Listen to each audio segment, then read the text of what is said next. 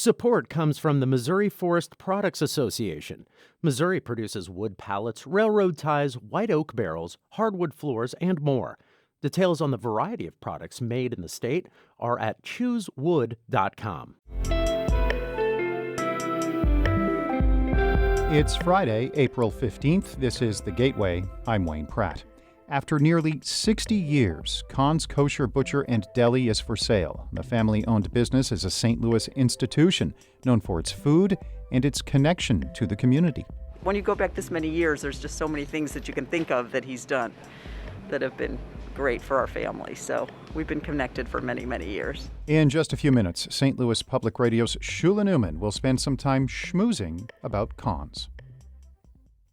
The Missouri House has passed a bill that shortens how long someone could receive unemployment benefits.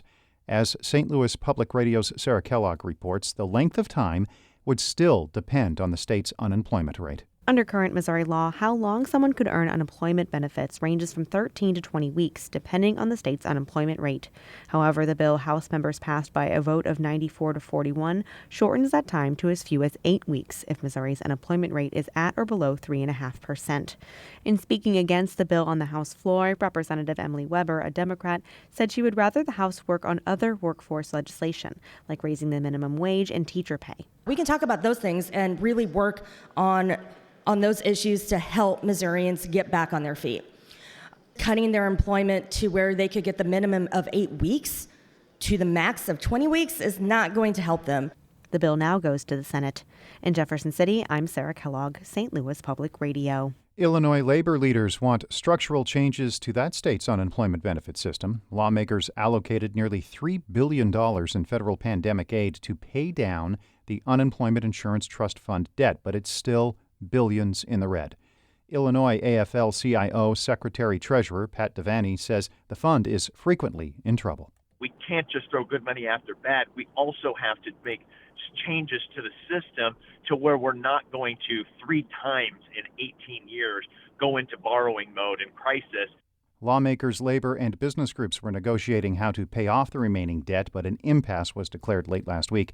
If nothing changes, taxes on employers will increase a little each year until the debt is paid off.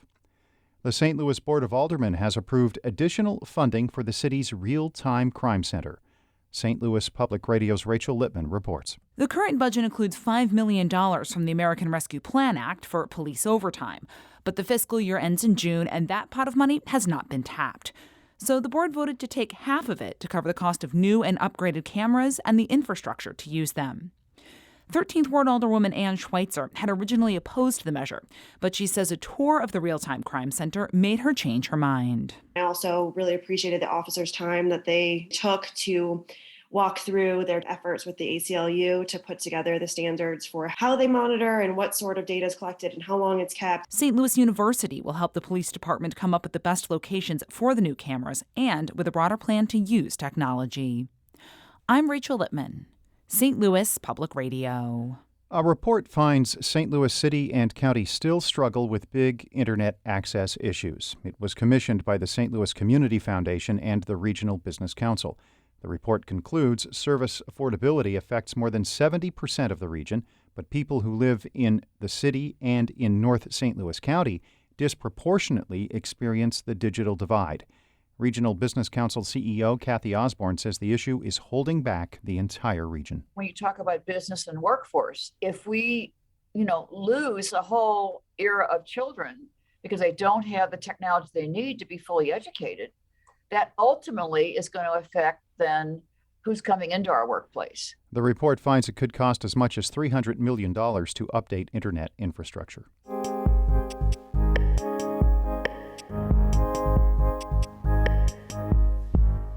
A St. Louis institution is for sale. Kohn's Kosher Meat and Deli in Creve Coeur has been serving pastrami, corned beef, and knishes for nearly 6 decades. The store is vital to St. Louis's Jewish community because it's the only kosher butcher and deli in the region. Now that the business is on the market, St. Louis Public Radio's Shula Newman gives us a glimpse of what may be lost when the family steps away from the business. Before we get into this story too much, I have a disclosure. I shop at Kohn's, and I remember going with my grandparents to Kohn's when it was a small shop on Olive Boulevard in University City. But my childhood memories are nothing compared to Lenny Kohn's. When I was little, I remember checking people out, standing on a milk crate and running the register in the store in U City. I remember riding my bike to the store.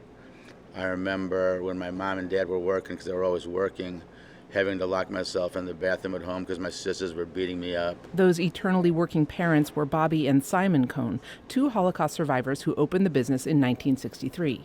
There was a grocery store. They had, dairy stuff. It was more of a meat business, a little tiny bit of deli. In the 60s, there were a few kosher stores in St. Louis, but now there's just Kohn's. Lenny took over the store with his sister Rosemary in 1979, and he had ambitions. So he added all kinds of pre-made salads for sale. He bought the kosher butcher, pretzels, and built that up. Which is difficult at times, but it's turned into a business that could pretty much carry itself. We have a lot of retail business. Our titzel bread we make is like the best around. And he kept going. Kohn sells wholesale. It does catering. It has an online store that serves people across the country. It made kosher meals for Air France. And about 8 years ago, Kohn's opened a concession stand at Busch Stadium so everyone can enjoy kosher hot dogs and pastrami. May I have somebody next? I've already been helped. Hi, guys. How you doing? Hi, how are you? At the store, there's a constant din of activity. Lenny is in perpetual motion, shouting orders to his staff of 15 to make sure the customers are taken care of. The days leading up to Passover are especially busy for the shop. Bonnie Davis says the closer it comes to Passover, the more frequently she'll be coming in. Her family has been coming to Kohn since the 60s, so the prospect of not seeing Lenny running around the store brings mixed emotions. So many, because he's catered Shiva for us, and he's catered Shiva for my friends, and just so many. When you go back this many years, there's just so many things that you can think of that he's done that have been great for our family. So we've been connected for many, many years. Not all of Kohn's customers are Jewish. A lot of them are like Jock Wimbush from Pasadena Hills. He claims he keeps coming back for the store's killer pastrami, but it's more likely the experience of being in Kohn's. I mean, they're really nice. I mean, the guys are nice. They always treat me nice. When I'm waiting, they overfeed you. I don't want any more samples. I'm full as I can be when I leave here, Wimbush discovered Kohn's by accident when he took a shortcut from Limburg to Olive a few years ago. His motive for stopping that first time, well, he couldn't get that. I came looking for a Reuben. They don't necessarily make Reubens here. They don't make Reubens because real Reubens have pastrami and cheese in them. But this is a kosher deli, which means you don't mix meat with dairy. Rabbi Yosef Landa is the regional director of Chabad in St. Louis, and he's one of two rabbis who provide oversight of all things kosher in the region.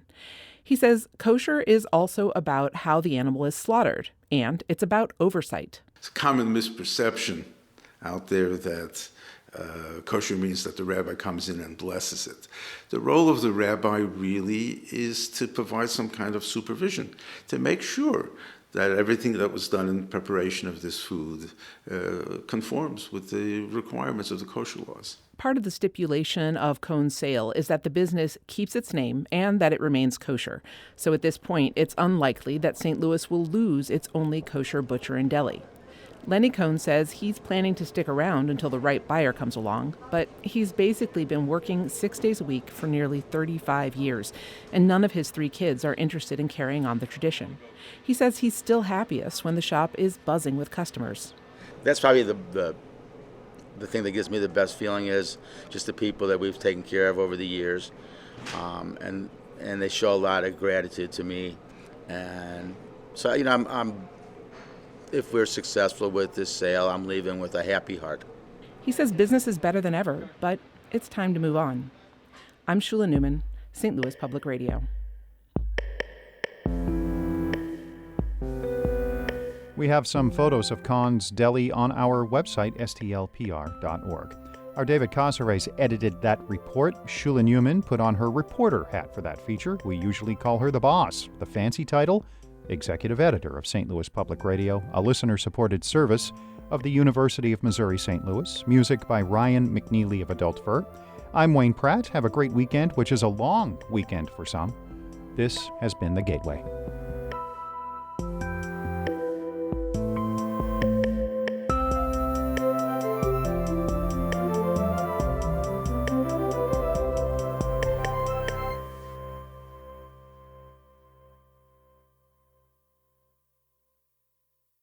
Support comes from the Missouri Forest Products Association, committed to conservation and careful management of the state's forests to make them more resilient and better habitats for wildlife. ChooseWood.com.